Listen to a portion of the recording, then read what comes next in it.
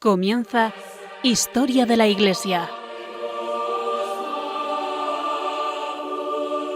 Un programa dirigido por Alberto Bárcena.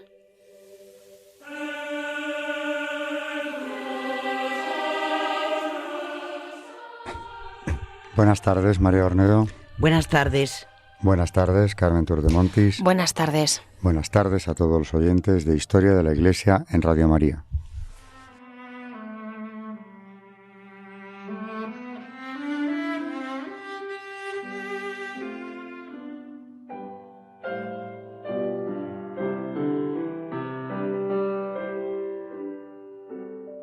Como siempre empezamos haciendo el esquema del programa de hoy y seguimos hablando de, en este caso, la persecución religiosa durante el siglo XIX.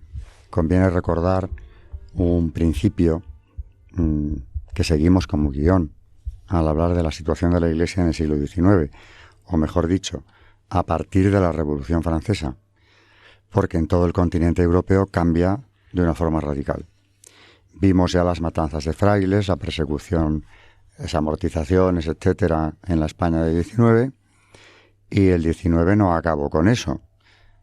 Cae Isabel II, ya vimos que en su reinado hay varios golpes contra la Iglesia que ella no puede evitar, finalmente la echan a ella, la vimos en el Vaticano, yendo a ver al Papa, y además esa correspondencia destaque abundante entre ellos, que el Papa le otorga a ella la Rosa de Oro.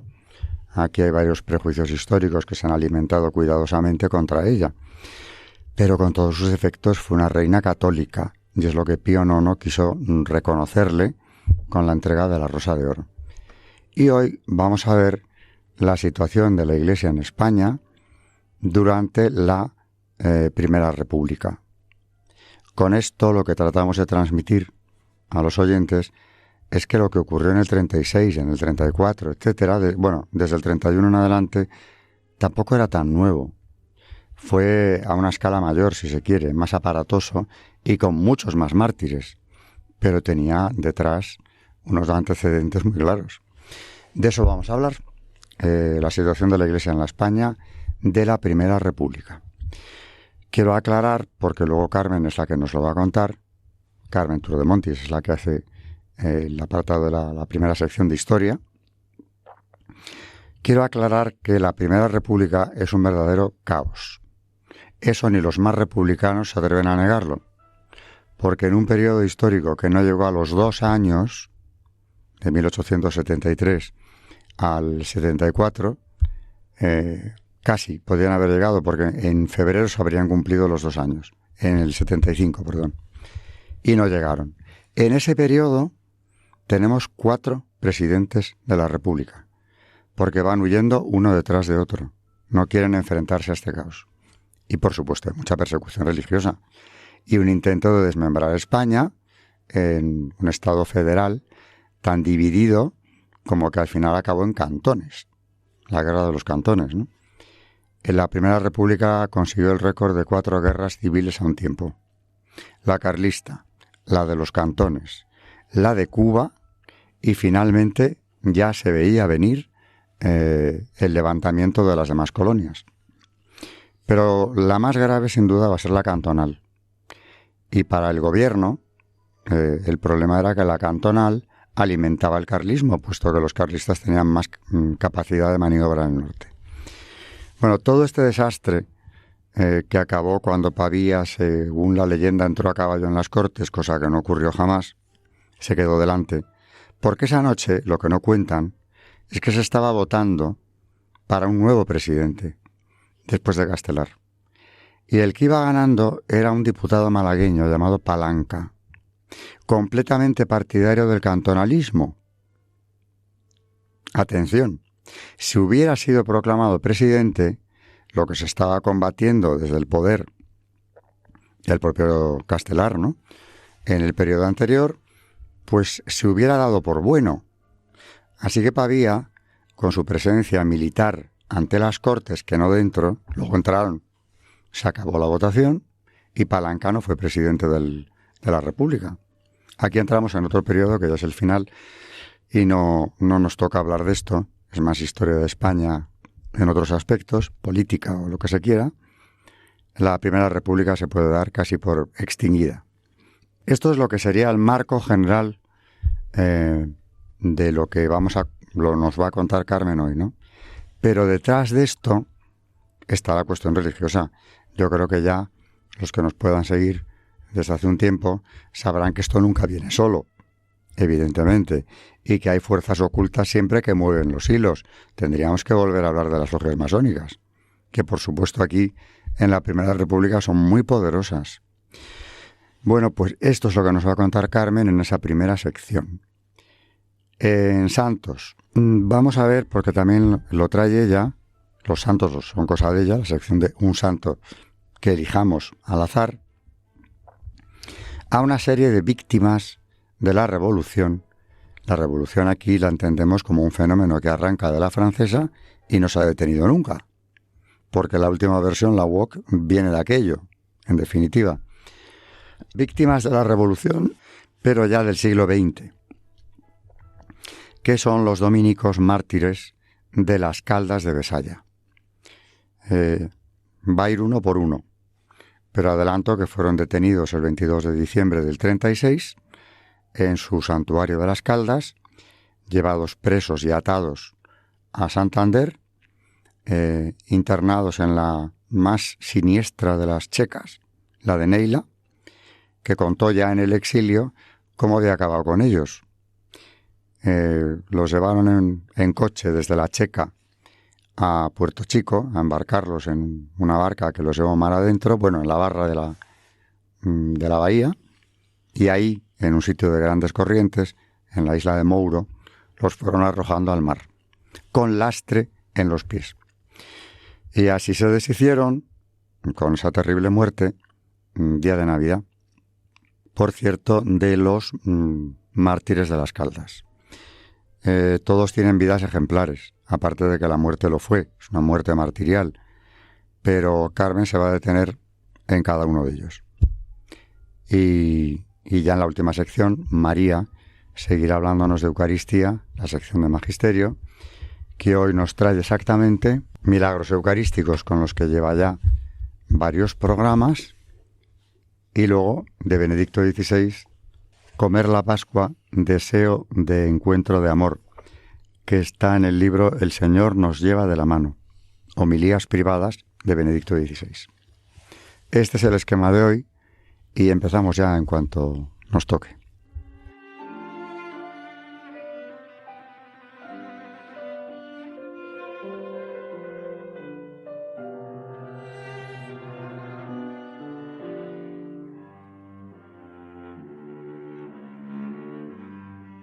Como acabo de decir, la Primera República es un caos político y social, donde laten muchas fuerzas enfrentadas. En el fondo ya se podía hablar entonces de las dos Españas, solo que hay matices. En el bando republicano, pues, estaban los partidarios de una república federal, que era la descomposición de España. Bueno, es un poco lo que se hizo en la transición política. Estado autonómico. No es un federalismo, pero es un paso previo. Y desde luego, en mi opinión, no ha servido para la cohesión de la nación, pero eso lo voy a dejar porque es más reciente, ¿no? El federalismo sí que era una dispersión total. Bueno, pues en este caos político de luchas entre bandos completamente opuestos, con matices en los dos bandos, el trasfondo, que se conoce bien poco, como todo lo que ha sido la persecución contra la Iglesia, fue terrible, como cabía esperar. ¿O es que hemos nacido ayer? ¿Qué iba a traer la Primera República? Si ya en el reinado de Isabel II hemos visto lo que pasó, pues algo que era una nueva edición de lo anterior. Lo que pasa es que como ya les habían expropiado prácticamente todo, ya en la gloriosa, la revolución que la expulsó a ella, mal llamada gloriosa, siguieron con las medidas y cautándole a la Iglesia bienes, lo que quedaba. Pero ya la República, la violencia nos hizo esperar. Es lo que nos va a contar Carmen ahora. Como decía Alberto, todo aquel lamentable periodo vino acompañado de persecución religiosa. A pesar de que la Iglesia en general trató de adoptar en los primeros momentos una actitud posibilista ante el nuevo régimen. o al menos hubo prelados que lo intentaron. El obispo de Granada, por ejemplo, escribía al gobernador en relación con el cambio político y decía: «La Iglesia no rechaza en principio ninguna de las formas de gobierno, incluso la republicana, y que hoy, como siempre, sabe vivir en perfecta armonía. Lo mismo con los grandes imperios y tradicionales monarquías del antiguo mundo que con las modernas repúblicas de América, respetando y acatando en todas partes salvar las leyes de Dios y de la Iglesia, los poderes públicos y las autoridades constituidas y contribuyendo cuando pueda, por su parte, al mantenimiento del orden y del sosiego público». Así lo han hecho.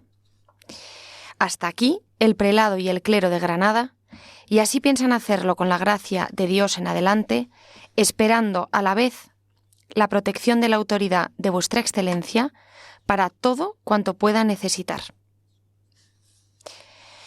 Pero en contrapartida, lo menos que puede decirse de los gobernantes republicanos es que buscaban, en el mejor de los casos, una radical e inmediata separación de la Iglesia y del Estado. Salmerón lo dijo sin rodeos. «Sustentamos», dijo, «la absoluta, la irremisible imposición de nuestro tiempo de secularizar plenamente la vida del Estado». Pero más significativa que las declaraciones oficiales resultó la tolerancia vergonzosa de las autoridades hacia los desmanes populares, justificados, entre comillas, por las victorias carlistas, como había sucedido durante la Primera Guerra 40 años antes. La toma de Berga, sin ir más lejos, motivó que en Barcelona se asaltaran los templos. San Jaime, El Pino, Belén, San Justo, etcétera, etcétera. Algún templo incluso fue convertido en cuartel. Otros fueron devueltos al culto. Y hubo reacciones más explícitamente anticristianas, como el asesinato de sacerdotes en varios puntos de Cataluña o la prohibición de llevar el viático a los moribundos en la misma región.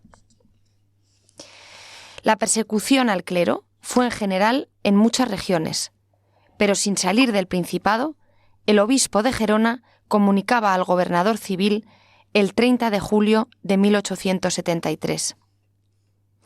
La mayor parte de las parroquias del arciprestazgo de Figueras, algunas de esta capital y otras de la Avispa, han sido abandonados por sus respectivos curas párrocos, estando presos muchos de ellos, tratados sin consideración alguna y siendo conducidos a la prisión, maniatados como si fueran facinerosos.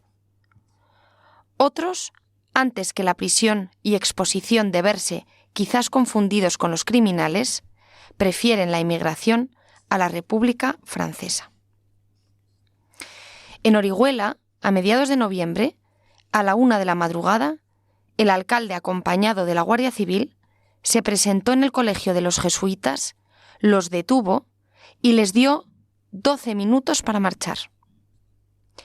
Los hijos de San Ignacio ya habían pasado por lo mismo varias veces, como sabemos, a partir del siglo XVIII, pero no fueron los únicos religiosos tratados de igual manera. A raíz de la Gloriosa y durante el siglo XX, se verán expulsiones tan fulminantes como esta, incluso de las órdenes femeninas, como se hizo con las concepcionistas del Escorial en 1869 o las adoratrices de Guadalajara en 1936, por citar dos ejemplos.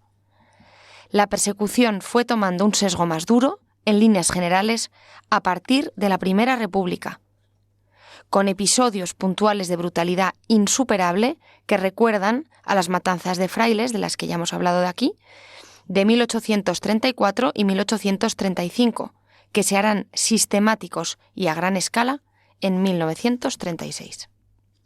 Claro, ahí ya se refiere al gran holocausto católico que provocó la muerte en la retaguardia republicana de 6.000 sacerdotes y religiosos, por no hablar de los laicos. Ya estos se siguen sumando mártires, cuya causa se va cerrando pues hace poco. Concretamente, el Papa actual ha beatificado a una buena cantidad de mártires de Jaén, de la diócesis de Jaén, pero es que en los últimos pontificados el número va creciendo de los mártires de España de una forma exponencial. Enseguida te quedas atrasado de cifras. En definitiva, que la persecución sigue porque la revolución continúa. Hay periodos en que se apacigua y vuelve a rebrotar. Y ahora Carmen nos está hablando de un periodo de puro rebrote.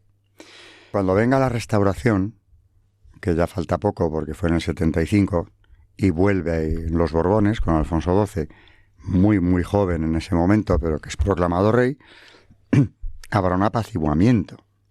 Y en toda esa revolución se convierte en una lucha política y legislativa. Y a base de leyes, pues van persiguiendo a la Iglesia también en lo que pueden, como fue el Partido Liberal conseguir una vieja aspiración, la supresión del catecismo en la enseñanza pública. O sea, victorias que van configurando una sociedad en un sentido secularizante, pero que son menos aparatosas, aunque en plena restauración, 1909, se produce la Semana Trágica de Barcelona, relacionándolo con todo lo que está contando Carmen. O sea, que pasa el tiempo y siguen igual. Y en la Semana Trágica de Barcelona, que acabó siendo como una pequeña guerra civil revolucionaria en la ciudad de Barcelona, empiezan a matar curas y quemar iglesias. ¿Pero esto por qué? Si la revolución teóricamente los disturbios de Barcelona empezaron como protesta por el embarque de los reservistas que iban a Marruecos. ¿Eso motiva a que asalten y quemen iglesias? ¿Y que maten curas? Así, todo vale. Eso fue la Semana Trágica. Y luego asesinatos de prelados también. El arzobispo de Zaragoza lo mataron unos años más tarde, porque decían que hacía una labor muy contraria a lo que los anarquistas querían imponer. Esto no se va a ir. Pero claro, en el periodo de la Restauración se aminora bastante, con gran peligro de las personas reales. El atentado de Alfonso XIII el día de su boda, 1906, antes de lo de Barcelona, pues fue un atentado también que se llevó por delante a 20 y tantas personas, espectadores del cortejo. Los reyes milagrosamente salieron indemnes, pero es que no paraba ese terrorismo anarquista de actuar. En este caso fue en Madrid, pero en Cataluña era continuo, en algunos puntos de Andalucía también. Esta es la historia de la Revolución. Se podía hacer una historia de la Revolución sola, pero es mejor encuadrarla en lo que estaba pasando además. Pero como esto es historia de la Iglesia, pues nos tratamos de ceñir a lo que la Iglesia tuvo que ir pasando en esos años. Así que, bueno, la Primera República deja este balance. Hoy Carmen nos ha hablado de actos de violencia contra la Iglesia y sus personas, contra el clero, sobre todo en Cataluña. Pero nos quedan más cosas que ver, que ya veremos en el próximo. De la Primera República no lo hemos visto todo. Bueno, por supuesto, en cuestión legal también tenían previsto, ya se lo encontraron muy bien preparado, ¿no?, por parte de la Gloriosa. Pero es que habían hecho desmanes absolutos, ¿no? Pretendía la masonería que el gobierno que salió de la Gloriosa prohibiese el tercer voto. Pero oiga, ustedes, como gobernantes de la nación, podrán hacer, otra cosa es el juicio moral que eso merezca, ¿no?, las leyes que quieran o intentar sacarlas adelante en el Parlamento, que sería lo suyo, por no hablar de decretos excepcionales, ¿no? Pero el voto de la Iglesia, los votos de la Iglesia, ¿ustedes van a regular eso? Si además la Iglesia es universal, estaría bueno que aquí en España hubiera unas normas para la ordenación y fuera en el resto del mundo otras. O sea, la intromisión fue brutal. El empeño, muy masónico, de desacralizar los cementerios. Pero, ¿qué les pasa a ustedes? ¿Por qué les molesta que los muertos estén enterrados en sagrado? Hasta eso fue una fijación enorme. Y cuando la Gloriosa fue otra de las pretensiones suyas. Recordemos a los oyentes que la Gloriosa tuvo lugar en 1868. Acababa de ocurrir. En fin, todas estas medidas, más la reforma de la familia, que iba en el paquete de reformas que querían introducir, se reactivó en la Gloriosa. Y la Primera República llegó hasta donde llegó. No hay que olvidar que ya todas las conspiraciones del final del reinado de Isabel II son los mismos los que están conspirando. Y la llegaron a llamar, Castelar en concreto, los obstáculos tradicionales, que era la corona en general, ¿no? Y eso que ella, como bien le decía el Papa, era una reina constitucional. O sea, que podía hacer lo que podía, que no era tanto. Pero sí, esta oposición de la reina a las medidas arbitrarias de sus gobiernos provocó varias crisis gubernamentales. Bueno, de todo esto ya hemos hablado, hablando del reinado de Isabel II.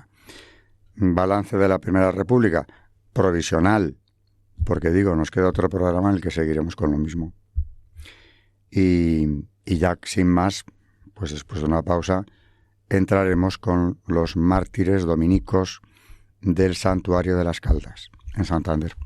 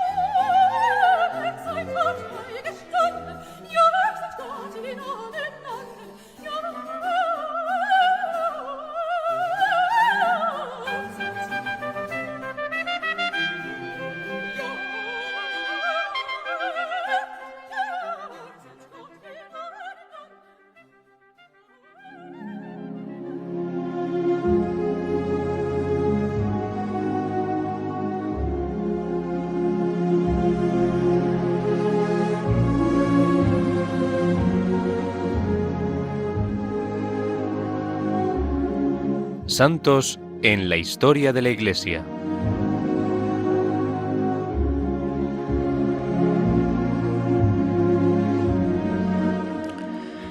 Como dije en la introducción, hoy Carmen nos va a hablar de mártires de la Orden de Santo Domingo, que tenían un magnífico, y tienen, a Dios gracias, convento santuario en las Caldas de Besaya, extraordinario monumento del barroco en la provincia de Santander, que hacían una labor muy meritoria. Tenían allí en las Caldas un colegio de niños que vivían prácticamente de la orden y los formaban como cabe esperar, ¿no? No se habían metido con nadie, ni por supuesto entrado en política jamás. Pero desde que empezó la guerra, incluso ya en la República, habían sido objeto de ataques, burlas, amenazas en un pueblo que hasta entonces había sido respetuoso. Ya en la República se pierden las distancias y los respetos, pero lo grave viene cuando en diciembre del 36, como ellos temían, el día 22, si no recuerdo mal, viene a buscarles un camión. Y de él se bajan milicianos, milicianas, gentes de la FAI, anarquistas, y dicen que se los tienen que llevar para interrogarlos en la capital de la provincia. Aquí el padre Ceballos, porque ellos sabían muy bien lo que estaba pasando en el resto de España y concretamente en la provincia de Santander. El padre Ceballos muy humildemente les dijo: sabemos que nos vais a matar, pero ya que lo vais a hacer, preferiríamos morir aquí, junto a la Virgen, porque en el Santuario de las Caldas ha sido durante siglos veneradísima la Virgen de esta advocación, Nuestra Señora de las Caldas. Por cierto, aparte el arte es impresionante, o sea, el conjunto artístico es impresionante a pesar de todo lo que han hecho, ¿no? Se los llevaron, efectivamente, da igual lo que dijo el padre Ceballos, y los internaron en la Checa de Neila, que en Santander dejó huella. Neila era un sastre, antes de la guerra, al que pusieron al frente socialista de la Checa más peligrosa, porque de allí pocos salieron vivos, y el tiempo que pasaron dentro fue espeluznante. En cuanto a las torturas, quedan testimonios de algunos supervivientes de la Checa que vieron llegar a los dominicos y dijeron que se les reconocía enseguida como religiosos, por su humildad, por su paz, y también porque siempre estaban agrupándose en torno a un hombre, que claro, era superior. Y era al que pedían consejo, intentaban confesarse en cualquier esquina, que no era fácil, pero como los detenidos también eran más bien de su cuerda, pues no iban a denunciarlos ante el jefe de la Checa, ¿no? Dio lo mismo. Días más tarde, y esto lo cuenta Neila, que escapó de la derrota republicana y en el exilio mexicano, contó, porque le preguntaron por ellos, cómo lo habían hecho.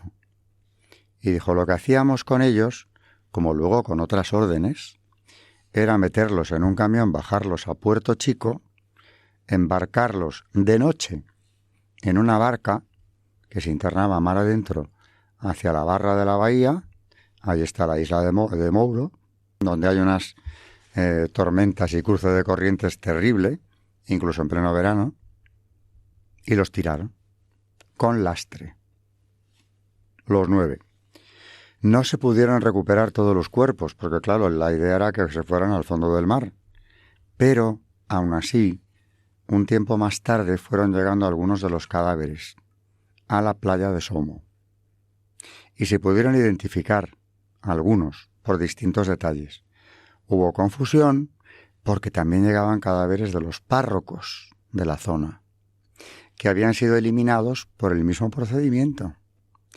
Luego, uno que estaba en duda, si era el párroco de uno de los pueblos de Ribamontán o era uno de los dominicos, se pudo averiguar que no era.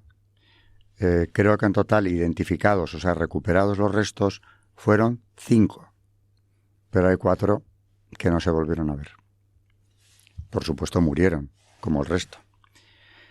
Y bueno, se abrió el proceso después de la Guerra Civil y han sido beatificados todos, la comunidad entera, los mártires de las Caldas, por Benedicto XVI. Por tanto, estamos hablando ya de mártires beatificados y hoy Carmen nos va a traer alguno de ellos porque nos gustaría ir dejando una semblanza de lo que había sido las vidas de estos hombres para que se entienda todavía mejor con qué injusticia, con qué arbitrariedad se actuó contra unas personas que, aparte de su vocación, no habían intentado más que hacer el bien, como es el caso de todos ellos, ¿no? Vamos con el primero.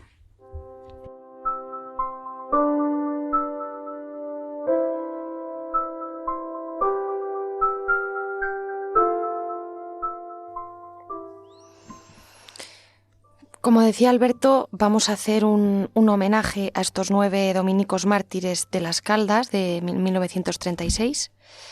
Y hoy vamos a empezar por el primero de ellos. Es el beato Enrique Izquierdo Palacios, que nació en Oviedo, en calle de Puerta Nueva Baja, el 17 de febrero de 1890. Fueron sus padres, don Carlos Izquierdo Sánchez y doña Teresa Palacios López, ambos naturales de Oviedo. Enrique es el número 11 de 13 hijos, de los cuales solo sobrevivieron 6. Los testigos del proceso repiten que los padres fueron muy buenos cristianos y muy celosos de la educación de sus hijos.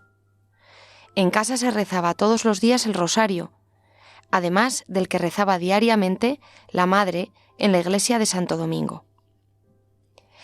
La recuerdo, dice un compañero de infancia de Enrique, bajando diariamente al rezo del Santo Rosario en la iglesia de Santo Domingo. Con los no sobrados recursos que les procuraban el trabajo del padre como carpintero y una modesta tienda de comestibles, lograron dar profesión a sus numerosos hijos. En el seno de familia tan cristiana, no es extraño que en algunos floreciera la vocación al sacerdocio.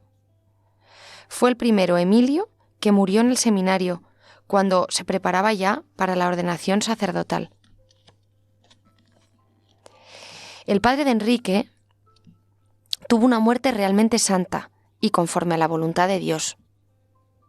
También la madre aceptó la muerte con santa conformidad. Y es que había sufrido mucho viendo morir a varios de sus hijos. Enrique estudió las primeras letras en las escuelas del Fontán y recibió la primera instrucción religiosa en la catequesis del convento de Santo Domingo. Era de inteligencia despierta y tenía facilidad para los estudios. Y mostró enseguida una marcada inclinación a las cosas religiosas. Primero fue monaguillo en la parroquia de San Isidro y en la iglesia de Santo Domingo. El director lo señaló como modelo, nombrándole cantor y catequista. Un compañero suyo decía, ya en este tiempo comenzaba con esa afición a las cosas de la iglesia. En una de las habitaciones de su casa instaló un altarcito con ornamentos ante el cual jugábamos a decir misa y a ser sacerdotes. Cuando reñíamos, decían también de él hacía de pacificador entre los compañeros. Y es de este periodo el episodio que nos muestra en todo la grandeza de su alma. Con ocasión de unas primeras comuniones en la iglesia de Santo Domingo, cedió sus ropas a un niño pobremente vestido para que se acercara a comulgar con ellas. A impulsos de su manifiesta inclinación a las cosas religiosas, ingresó a los 12 años en el seminario de Oviedo. De estos años de seminario, decía otro compañero suyo, ambos estudiábamos hasta el 3er curso. Era muy buen estudiante, de los primeros de la clase. Siempre estaba alegre y de buen humor. Y nunca ofendió a sus compañeros, ni de palabra ni de obra. Y no recuerdo, la verdad, nada malo en él. Aunque luego no continuó en el seminario. Posiblemente la orientación hacia el seminario fuera motivada por la presencia en él de su hermano Emilio. La muerte de éste le haría revivir los años de su infancia, la familiaridad y afecto que tanto sus padres como él siempre habían sentido hacia los religiosos de Santo Domingo. Sintió así la vocación dominicana y a los 15 marchó al noviciado que los dominicos tenían en la villa gallega de Padrón. Su hermano decía, esta decisión fue bien mirada por nuestros padres. Tomó el hábito en el convento de San José en septiembre de 1905. Hizo su primera profesión el 6 de septiembre de 1906. Con esta primera profesión empiezan los estudios de filosofía y teología. En aquellos años, estos estudios se cursaban en el convento dominicano de San Juan de Corias, en Cangas de Narcea. El convento ocupaba el histórico monasterio benedictino que los monjes habían abandonado y cuya propiedad había pasado al Estado. Hechas las gestiones pertinentes, los dominicos obtienen el monasterio en 1860, para iniciar allí la restauración de la provincia dominicana de España, que había sido suprimida por la sectaria ley de exclaustración y desamortización de Mendizábal. Los testimonios sobre la vida de Enrique en estos años de formación nos hablan, una vez más, de sus notables virtudes: caritativo, sencillo, piadoso, alegre. En 1910 pasó al convento de San Esteban de Salamanca para cursar teología. Como todo el que llega por primera vez a San Esteban, tuvo que sentirse impresionado por la grandiosidad y riqueza artística de este convento. Aquí llegaba Fray Enrique a estudiar la teología. Sorprendentemente, nos encontramos con la afirmación de sus compañeros. Aquí no destacó cuanto cabía esperar en los estudios. Nos sorprende porque, desde la nota Meritissimus que vimos en el seminario de Oviedo, la trayectoria de Fray Enrique fue siempre buena. Y el padre Fernando Gutiérrez afirma del periodo de Salamanca que dio muestras de talento y amor al estudio. ¿Cuál fue entonces la causa de su escaso rendimiento? Sencillamente, el crecimiento físico rápido y excesivo que le quebrantó seriamente la salud, impidiéndole hacer los estudios con la brillantez de la que era capaz. Terminados estos estudios, estaba equipado para el ministerio sacerdotal que desarrolló siempre en las escuelas apostólicas. Eran estas escuelas internados donde se educaban los niños y jóvenes que deseaban abrazar el estado religioso. Se estudiaban durante 5 años las asignaturas que entonces se llamaban humanidades. El padre, Enrique Izquierdo, ejerció su sacerdocio casi exclusivamente en las escuelas apostólicas, lo mismo que los 4 compañeros sacerdotes de Las Caldas que con él compartieron la gloria del martirio. Después se fue a Navelgas, donde acabó en su destino definitivo. Y finalmente, en 1930, pasa de nuevo a Las Caldas como superior del convento y director de la escuela apostólica, es decir, el responsable de la formación religiosa de los jóvenes. Fue una vida totalmente dedicada a la formación de los apostólicos. Buen profesor, decían de él. También decían, con un magnífico sentido pedagógico. Hermanaba la más severa exigencia en la disciplina con un gran sentido paternal. Todas estas citas son testimonios de todos sus compañeros.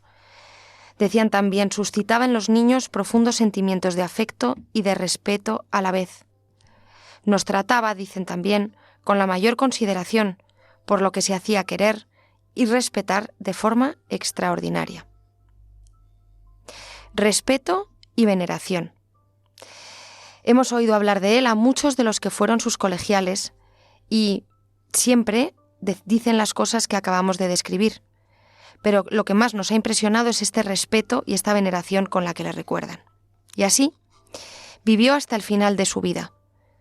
En plena guerra civil, el día 22 de diciembre de 1936, llega al convento de Las Caldas una camioneta de milicianos, detienen a los religiosos y se los llevan al martirio.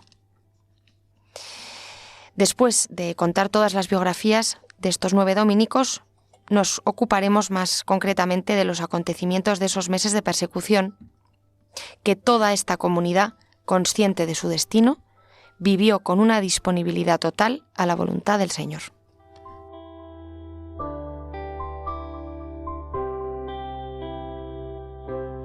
Bueno, un ejemplo más de una comunidad enteramente aniquilada en aquellos años terribles, y esto es la verdadera memoria histórica de España y tiene un peso enorme. Y claro, les cuesta a los que quieren destruirla luchar, en definitiva están luchando contra Dios, porque la verdad es Dios y esto es la verdad de la historia. Constantemente nos quieren presentar al régimen de Franco y a los que se alzaron en el 36 como energúmenos fanáticos, interesados, que querían acabar con la libertad en España. Y bueno, verdaderamente lo que la República representa en cuanto a libertades no compensa, ni mucho menos, toda la persecución que se vivió en esos 5 años, desde el 31 hasta el 36. con el intermedio del 34, donde ya empiezan a matar curas 2 años antes de la guerra. Pero sobre eso hay que pasar página. Y para eso contamos ya con 2 leyes socialistas. Primero vino la memoria histórica de Zapatero y después la democrática de Pedro Sánchez, que aspira a cambiar, como se dice ahora, totalmente el relato de la historia reciente de España.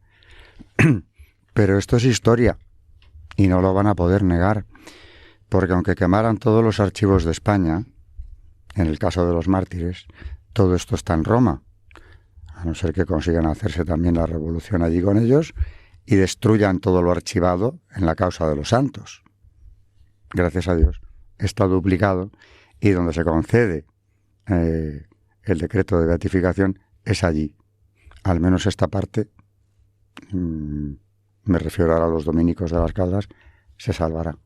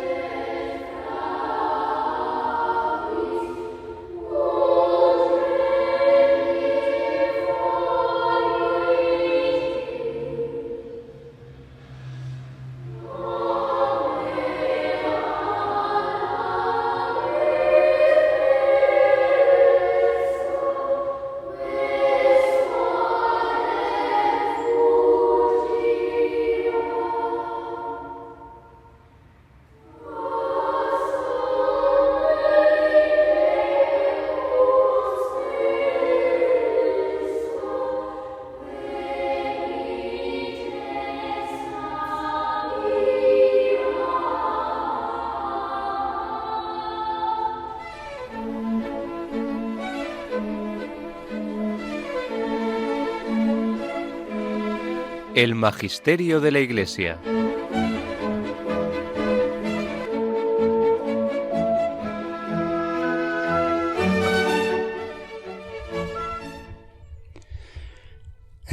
Milagros eucarísticos.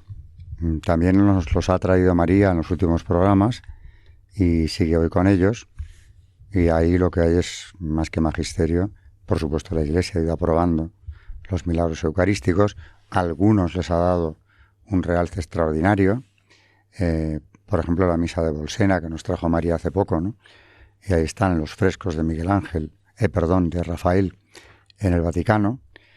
Y con eso, claro, por supuesto, la Iglesia también se ha manifestado, reconociendo que fueron auténticos milagros. O aquí cerca, en el Escorial, tenemos en la sacristía el milagro de Gorkum, las formas consagradas que sangraron al ser pisoteadas. Los milagros eucarísticos son regalos de Dios para ayudar a personas, muchas veces en una crisis de fe. En el caso de Holanda, de Gorkum, era el que pisó las formas consagradas, era un calvinista que se convirtió, o sea que no creía en la transustanciación. Y en el resto de milagros eucarísticos, no siempre, pero hay más de uno que ha ocurrido cuando un sacerdote que tenía dudas estaba en la consagración. Algo así pasó en Lanciano. ¿Cuáles traes hoy? Pues mira, seguimos con la exposición que hizo San Carlos Acutis, un adolescente que él reunió en una exposición permanente en Internet, una serie de milagros eucarísticos que ya hemos traído a los anteriores programas, y hoy seguimos con el milagro de Legnica en 2013 en Polonia. El 25 de diciembre de 2013, en la iglesia dedicada a San Jacinto de Legnica, Polonia, durante la Santa Misa, en el momento de la comunión, una hostia cayó al suelo inadvertidamente. Se colocó de inmediato dentro de un recipiente con agua y se cerró en el tabernáculo, como prescribe el Código de Derecho Canónico en estos casos. Algunos días después, apareció sobre la zona una mancha roja que el entonces obispo de Legnica, Stefan Zichy, decidió mandar a analizar de inmediato a una comisión científica. Los resultados fueron sorprendentes y confirmaron que se trataba de un tejido similar al músculo cardíaco humano, con alteraciones que aparecen a menudo durante una agonía. El 25 de diciembre de 2013, en la iglesia de San Jacinto en Legnica, durante la celebración de la Eucaristía, en el momento de la comunión, se cayó inadvertidamente una hostia consagrada al suelo. El párroco de la iglesia, don Andrés Ziombra, cuenta que el 4 de enero, junto a otros sacerdotes, se acercó a ver si la hostia consagrada que se había caído al suelo se había disuelto en el agua, tras haber pasado ya casi 2 semanas. Vimos de inmediato que la hostia no se había disuelto y que había aparecido una mancha roja en alrededor de 1/5 parte de su superficie. Decidimos informar al obispo de lo acontecido, quien instituyó una comisión teológica y científica específica para analizar el suceso. Mientras, advertimos que la mancha cambiaba de color con el transcurso de los días y que el rojo intenso pasaba a ser rojo amarronado. La muestra de la hostia fue tomada directamente por los científicos el 26 de enero de 2014. Para nosotros, sacerdotes, el milagro era evidente. No obstante, la comisión tenía que comprobar, sobre todo, si se trataba de algún tipo de hongo, moho o agente externo.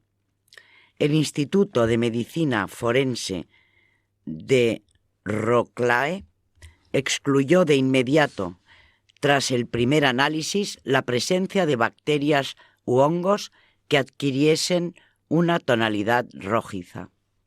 El segundo análisis histopatológico evidenció que algunos fragmentos parecían formar parte de tejido miocárdico.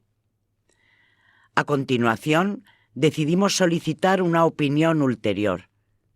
Llevamos las mismas muestras al Instituto de Medicina Forense de Szczecin sin especificar la procedencia de las mismas. Allí se empleó un método de investigación distinto. El Departamento de Histopatología de la Pomeranian Medical University de Szczecin, una vez concluidos los análisis, emitió un comunicado en el que anunciaba que en la imagen histopatológica se ha descubierto que los fragmentos de tejido contienen partes fragmentadas de un músculo estriado transversal, y esto se asemeja mucho al músculo cardíaco humano, con alteraciones que aparecen a menudo durante una agonía. No hemos analizado la sangre hallada en la hostia, pero sabemos que se ha encontrado ADN humano. Los resultados de los análisis se han presentado al Vaticano, concretamente a la Congregación para la Doctrina de la Fe, que ha reconocido el carácter sobrenatural del suceso. Llama la atención el hecho de que los resultados de los exámenes sean similares a los del milagro eucarístico del anciano del año 700 y de otros milagros que se han producido recientemente, como el de Sokolka, Polonia, en 2008, el de Tixla, México, en 2006, o el de Buenos Aires, Argentina, en 1996. El 17 de abril de 2016, Monseñor Kiernikowski, nuevo obispo de Legnica, anunció durante la misa que, siguiendo las indicaciones de la Santa Sede, había ordenado al vicario parroquial, don Andrés Ciombra, preparar un lugar adecuado para exponer la preciosa reliquia, con el fin de que los fieles pudieran expresar su adoración personal de forma apropiada. Bueno, como decía, aquí también hay un magisterio de la Iglesia en el reconocimiento de los milagros, que si Dios permite que estas cosas ocurran, es precisamente para reforzar la fe, no solo de los que lo presencian, sino de los que después conocen la noticia y vemos unas coincidencias imposibles de atribuir a la casualidad, ¿no? Que siempre sea tejido miocárdico, que además cuando se analiza se vea que ha sido alguien expuesto a una muerte y a un sufrimiento muy traumáticos. Todo esto sigue una línea, sobre todo en los más a fondo investigados. Dices, bueno, ¿quién ha podido conseguir, si quisieran falsificar estas cosas, que todo esto haya ocurrido de la misma manera? Por no hablar del grupo sanguíneo, que resulta que siempre es el mismo en todos los milagros eucarísticos, y es el mismo que se encontró en la Sábana Santa. O sea que los milagros los hace Dios para esto, y son regalos para ayudarnos en la fe. Pero cuando la Iglesia reconoce el milagro eucarístico, y como digo, a veces lo ha hecho de forma muy resonante, nos está dando ya el visto bueno, con la autoridad que tiene, y con un procedimiento que está establecido, nos está dando el visto bueno a que aquello que pasó no es una casualidad o algo más o menos interpretable, sino que ha pasado el filtro de la Iglesia que lo declara milagro eucarístico.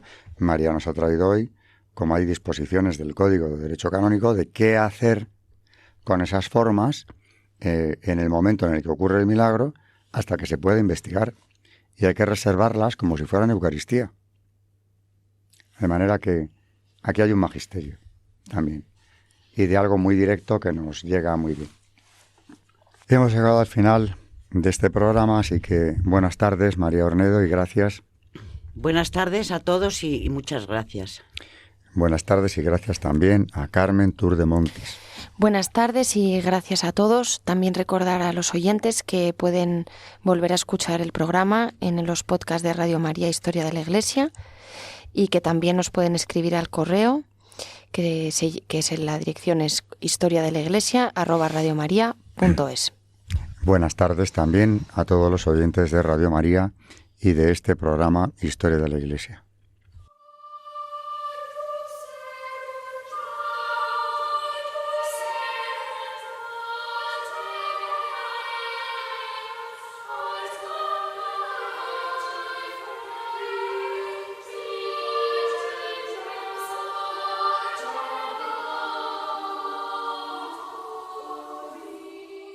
Han escuchado Historia de la Iglesia, un espacio dirigido por Alberto Bárcena.